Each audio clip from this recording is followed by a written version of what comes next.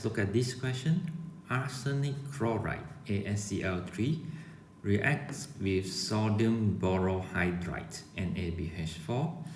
This is the equations. What are the numbers P, Q, R, S, and T when this equation is balanced correctly? So in order to balance these equations, what we can do here is, let's look at arsenic.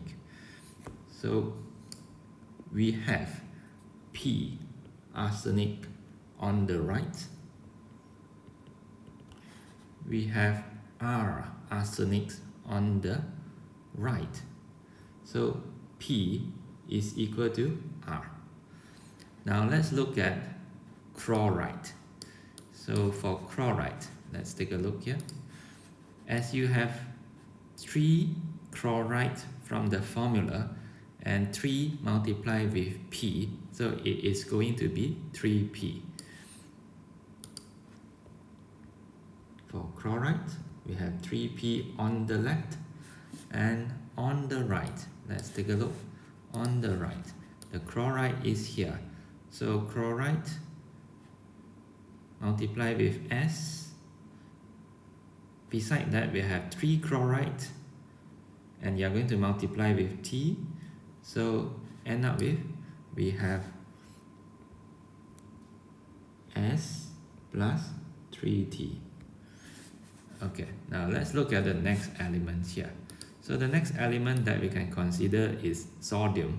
So you have Q, sodium, on the left, and you have S, sodium, on the right. So what can we do here? So let's form an equation. For sodium, we have Q on the left. Of course, it must equal to S on the right. So from here, we can see a relationship between P and R, Q and S. Okay, so let's continue. We'll look at the next element. Boron. You have Q boron on the left and you have T boron on the right. So let's write down. For boron, we have Q boron on the left. It must equal to T boron on the right. Okay, so let's move on to the next element. So the next element that we can consider here is the hydride, or the hydrogen element. So you have 4 hydrides here, 4 times Q.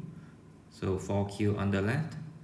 And on the right, we have 3 hydrides, 3 times R, 3R. So let's write down. So you have for hydrides, so you have 4Q and 3R. Okay, so by looking at these equations, we can say that from these two especially, we can say that Q equal to S, S equal to T. So Q, let's write down this, Q equal to S, S equal to T. And let's look at our choices here.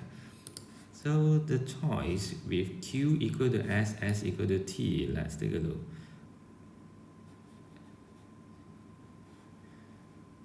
Okay, this is the one for C. Q equal to S, S equal to T. So likewise for D, D we can't take it, as you can see here. 4, 4, 3.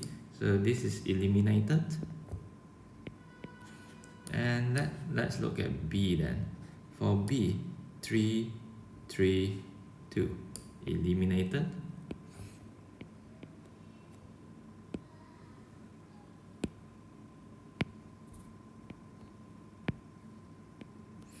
And let's look at A then.